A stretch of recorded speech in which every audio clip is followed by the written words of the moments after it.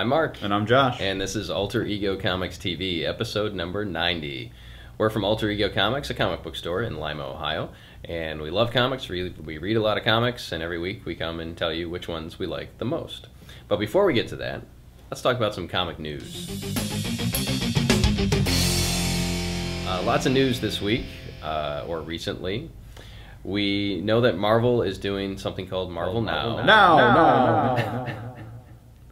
Yes, Marvel Now, which begins in October. We're not that far off.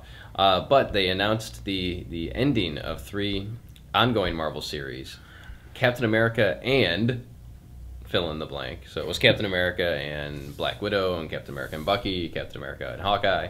That series is ending, and that's okay with me.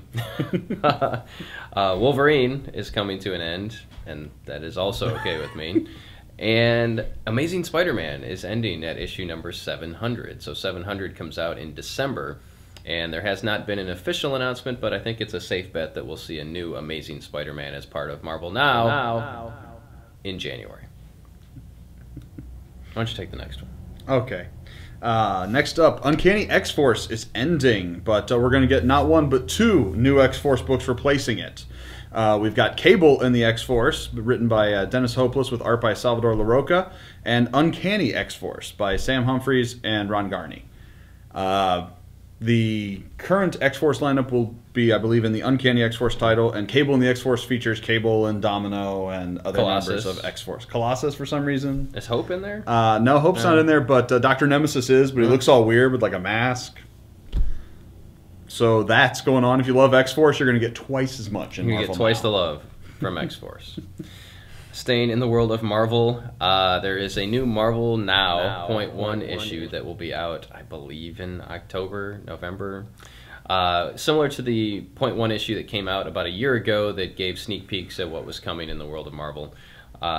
This one, we found out recently, there's going to be a new story, a new Nova story by Jeff Loeb and Ed McGuinness. And as Josh pointed out to me earlier today, didn't they do a Nova story in the .1 issue that came out a year ago? Maybe it's a sequel to that story. Apparently Nova is going to be a big deal in Marvel Now. I don't know, he showed up in the first issue of Avengers vs. X-Men and then was never mentioned again. I have it on good authority that he shows up in the last issue of Avengers vs. X-Men. Awesome. Also, and on a cooler scale, we get an Agent Coulson story. Agent Coulson, of course, is the character in the Marvel movies who was kind of a thread-tying guy like Nick Fury, who appeared in all the individual films and then appeared in the Avengers. This is a story by Nick Spencer, who we love, Morning Glory's fame and Thief of Thieves, and penciled by Luke Ross, who I also like, so that should be good. Also, DC is canceling GI Combat with issue 7. Surprise, surprise, surprise! A book written by J.T. Kroll is canceled. It was a glorious day. Of course, GI Combat replaced Men at War as the war book in DC's arsenal of New 52 books, and apparently war is good for nothing because no one wants war. No one wants to read war in the year 2012 because we see it too much on the TV. Maybe, I don't know. So canceled with issue number 7. See ya. All right, on to last week's top 5. Sword and Sorcery number 0. This book totally caught me by surprise. I expected nothing from it and nothing in return. I expected nothing from it, and it was the most pleasant surprise of last week for me.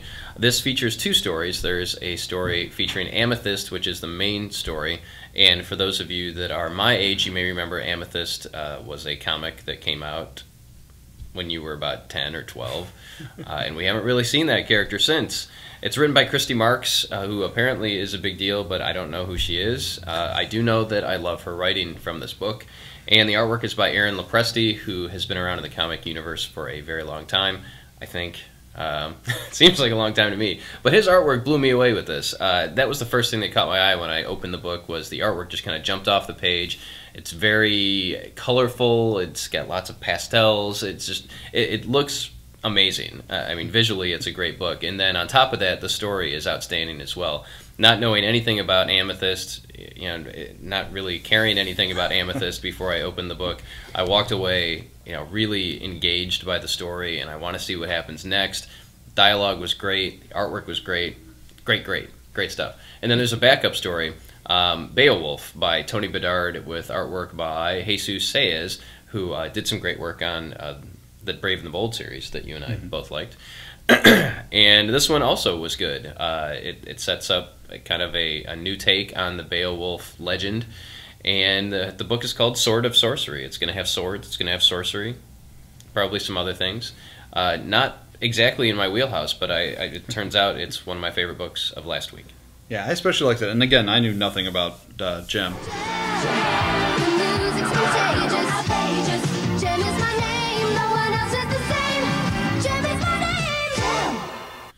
Princess. Amethyst. Sorry, Amethyst. Princess of Gem World. Not Gem in the hologram. No, it was very cool. It almost had like to me, it felt like a Buffy kind of thing. You have these teen girls, or well, the main character's a girl and she has friends and whatnot. No, she doesn't. Well, yeah. That's how what life did is. you read? That's how life is as a teen girl. But, I mean, like, the dialogue was very real. I believed those characters. It was a great presentation. And the Beowulf actually reminded me of, I don't know if you remember the 2000, roughly, movie Beowulf, which was also set in a post-apocalyptic future featuring Christopher Lambert as Beowulf. That's what it reminded me of. But it was cool. Is there a cricket sound effect we can just put in right there? No. Nobody saw that? Just me? The Christopher Lambert box set? Direct to DVD. The Christopher Lambert box set begins and ends with Highlander 1. So, also great last week, Nightwing Zero. This continues the tradition of the DC Zero issues, kind of filling in background on existing characters. And this one feels like a companion to the Damian one we saw in Batman and Robin, and it also is certainly a companion to the Red Hood one we saw for Jason Todd. And it's just really great. I'm a sucker for Nightwing. This one's actually plotted by Tom DeFalco and written by Kyle Higgins, who's been on the series, with art by Eddie Barrows. And it was so good. Like, I mean, I've read Dick Grayson's origin either told or retold probably 20 or 30 times, but I really felt this was the one that really popped. It really made you care about the character. It set up who he was separate from being Robin. It sort of developed the character in a very interesting way, and it didn't always go exactly how I expected, but it still had that classic feel, and it was just a great issue if you're a Bat fan. And I guess an honorable mention that it doesn't make our top 5, but there were a lot of good books this week, just like last week. There were a lot of good books last episode, a lot of good books last week too. But Red Hood and the Outlaws #0 came out last week and gives you the updated origin of Jason Todd. So we've now seen the origin of most of the Bat family, with the exception of Tim Drake, who, according to, I don't know, retcon.com, according to the internet, may turn out to not have been a Robin in the past. So, but he was the Boy Wonder, so we shall see. We'll stay in the land of zeros. Justice League #0 makes the list. That one is written by Jeff Johns with artwork by Gary Frank, and this is all about the origin of Shazam. We've seen the backup stories in previous issues of Justice League showing us young Billy Batson, who kind of seems like a cross between Jason Todd and Damian Wayne. He knows right from wrong, he knows good and bad, but he's kind of a jerk. He does the right thing when the chips are down, but he's not the most likable fellow in the world. So he's Guy Gardner. he's a combination of lots of DC characters, and maybe people that you know in real life. So this is his origin, how he becomes Shazam. And one of the things I really liked about this one is because he's not the apple pie, all-American Billy Batson that we've all known and loved over the years. It's a different take on how he behaves. He gets his powers, and I don't want to give too much away here, but there's a scene where he ends up saving a woman, and she says, well, what can I do to repay you? And as Shazam, he's like, well, I'm kind of running low on cash. And so she gives him $20, and he's like, score, I'm going to be an awesome superhero. So it's going to be interesting to see where this character goes, because he is his mindset is still that of a teenage kid. Instead of in the past, it seemed like Shazam, when he transformed into Shazam, he had the mind of an adult and was more mature, still very innocent, naive. Right. But now that's not the case, so it was very cool. There is a backup story in this one, written by Jeff Johns again with artwork by Ethan Van Sciver, and that's always a good combination. This focuses on the character Pandora, that was the mysterious hooded female that showed up in all the first issues of the New 52, and was also in the Free Comic Book Day edition, whenever that was, last year, I think. Mm-hmm. And we're getting more information about her and her origin and where we're possibly going with this Trinity War event, which is supposed to be the big DC event of 2013. And it's worth noting here that the Phantom Stranger #0, which came out a couple weeks ago, plays into the backup story in Justice League #0. So if you haven't read the Phantom Stranger #0, you might want to pick that up before you read the Pandora section of Justice League #0, because they're definitely meant to be read sequentially, even though there's nothing really telling you to do that except us. So there you have it. And even if you read Justice, and the core story ties into it as well. Some of the characters you see in that first appeared or previously appeared in the Phantom Stranger. So even if you like the Justice League one and a little more background on some of the weird characters you encounter, you may find it in just Phantom Stranger. And next up, Green Lantern, New Guardians, issue 0. This week, apparently, we love DC. It's good. There's these Zero issues have been great. We've been saying this for the last 2 weeks. They're really, really good. This is the 0 issue of New Guardians, written by Tony Bedard with art by Aaron Kuder. And this actually is kind of unique amongst the 0 issues, or at least amongst the ones we've seen so far, in that it's not an origin story at all. It's actually, if you've been reading Green Lantern, it's essentially a direct continuation of the last regular issue of Green Lantern before the annual, where it ended with Hal and Sinestro getting poofed or whatever happened to them. We don't even know. What does that mean? Their rings ran away, but I don't think they're dead, so I don't know. They're gone. But this picks up right after there. It features Kyle Rayner from the New Guardians interacting with Carol Ferris, and it's really, really solid. There's a lot of great, quiet character moments. I'm almost amazed that they did some of them in New Guardians rather than in the main GL book, because some of it's kind of important. I mean, it's cool character stuff for Hal. And Kyle's always been one of my favorite Green Lanterns, because he was, in the days before graphic novels, it was hard to track down all of the stuff to read. I had to go and track down individual back issues. You couldn't just go buy a trade of classic Green Lantern. So Kyle, being the Green Lantern that started when I was younger, I could actually pick up the issues and read them sequentially. I knew the most about him. So I really like seeing him here, and it's definitely setting up where this series and he are going. But it's absolutely, I would almost suggest it's required reading, if you're reading the main GL book, to pick up at least this 0 issue and check it out. And even if you're someone like me who just jumped on board with the Green Lantern annual that came out, followed by the Green Lantern 0 issue, this one was great. I'm glad that Josh suggested it. See, I drank my lunch today. I'm glad that he suggested it, because I am glad that I read it. I'm off today. I don't know what the problem is. It's this cold. It's head cold. Going crazy. Yes, it's the blow. All right, last on our last week's top 5 list is Daredevil #18 by Mark Waid and Chris Samnee, and this is what appears to be the beginning of the downfall of Matt Murdock. It definitely has a born-again feel to it, like someone is pulling the strings and making Matt Murdock's life a living hell. I really enjoyed this one. It was billed as the beginning of the biggest Daredevil story ever, and it looks like Matt's losing his marbles. We don't know if he is or not. We don't know what's going on, but we've had this build-up to it, the fallout between Foggy and Matt, and some crazy stuff happens in this issue, and you're left wondering, is it real or is it not real? So I'm curious to see where they're going with this one.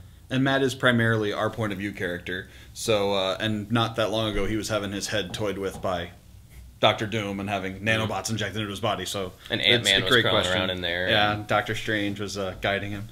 I think it says something about the quality of writing in this book that I wanted to read it. I mean, it very much feels like Born Again, and Matt Murdock just continues to rise and fall and rise and fall. And the fact that it's such a great, engaging story, he set it up so well that it makes me want to read The Fall again for the 3rd or 4th time. It's just, Mark Waid's awesome. That is all. And Chris Samnee's not too bad either. His artwork on here is really good. And of course, you've got the same creative team over on the Rocketeer Cargo of Doom, which is an awesome book too. All right, coming up this week, we've got some best bets. And look, there's some 0 issues on here. Aquaman #0 gives us our first look at the New 52 Atlantis and Aquaman's first encounter with the Atlanteans. We've got Batman the Dark Knight #0, which gives us Batman's first detective case, and he's investigating who killed his parents. So we're going to meet the New 52 version of Joe Chill, and apparently there's a big conspiracy as far as who killed the Waynes in the New 52 universe. Over at Image Comics, we've got Happy #1. This is by Grant Morrison and artwork by Derek Robertson.